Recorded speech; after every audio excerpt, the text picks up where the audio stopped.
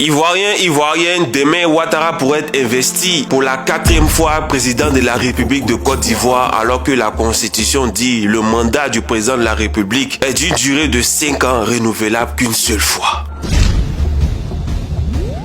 Devant le peuple souverain de Côte d'Ivoire, je jure solennellement et sur l'honneur de respecter et de défendre fidèlement la Constitution, d'incarner l'unité nationale, d'assurer la continuité de l'État et de défendre son intégrité territoriale, de protéger les droits et libertés des citoyens, de remplir consciencieusement les devoirs de ma charge dans l'intérêt supérieur de la nation. Que le peuple me retire sa confiance et que je subisse la rigueur des lois si je trahis mon serment.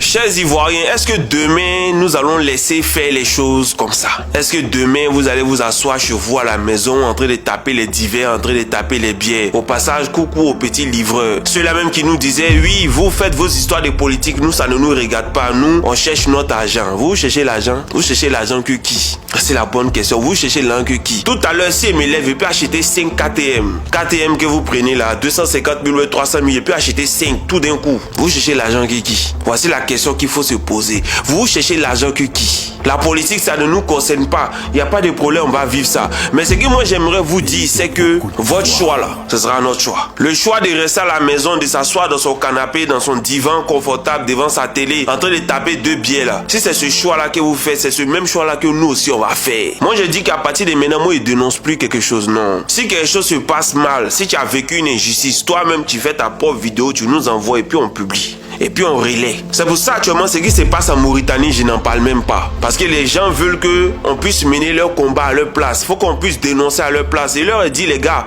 vous-même la dénoncez.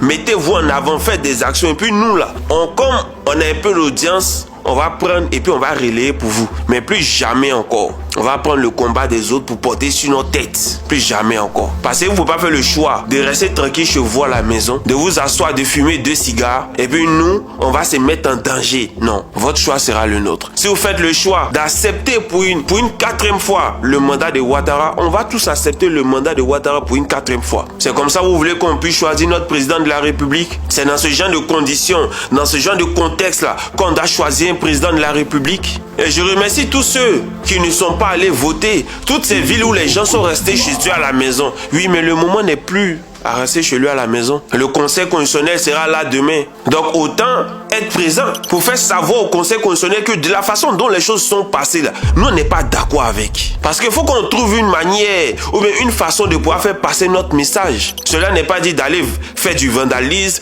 d'aller saboter, d'aller faire quoi que ce soit, mais un peuple incompris doit trouver un moyen de pouvoir se faire comprendre, de pouvoir se faire entendre. Et moi je vous dis, Ivoiriens, votre choix c'est le nôtre. Votre choix de valider le 4e mandat, c'est le nôtre. Votre choix de résister au 4e mandat, c'est le nôtre. On ne sera pas plus engagé que vous. En tout cas moi, je ne serai pas plus engagé que vous. Parce que derrière tout ça là, je ne cherche aucun poste, aucun prestige. Je ne demande rien en retour. J'apporte ma contribution.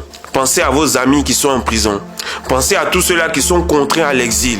Pensez à tous ceux-là qui ont des choses aussi à proposer aux Ivoiriens, mais que Ouattara a décidé qu'eux ne doivent pas être candidats si ce n'est que lui. Ouattara s'est taillé une opposition sous mesure. Ouattara s'est taillé des candidats sous mesure pour aller avec eux aux élections sous mesure. Et nous tous on a vu comment est-ce que les gens ne sont pas allés voter. Nous tous on a vu. À mon petit niveau, qui est-ce que je suis pour faire quoi que ce soit? Mais à notre niveau, grande échelle au niveau du pays, on peut faire beaucoup de choses.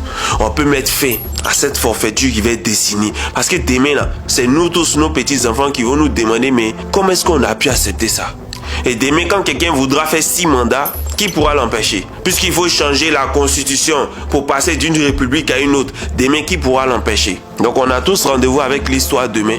Votre choix sera le nôtre. On ne va pas être plus engagé. En tout cas, moi, je ne serai pas plus engagé qu'un Ivoirien qui vit sur le territoire. Qu'est-ce que j'ai à gagner dans cette histoire? Si demain même le gouvernement change, moi, il gagne quoi dedans? Rien. Si demain le gouvernement change, quand on dit c'est le président Laurent Gbagbo qui est là, qu'est-ce que moi je vais gagner? Rien.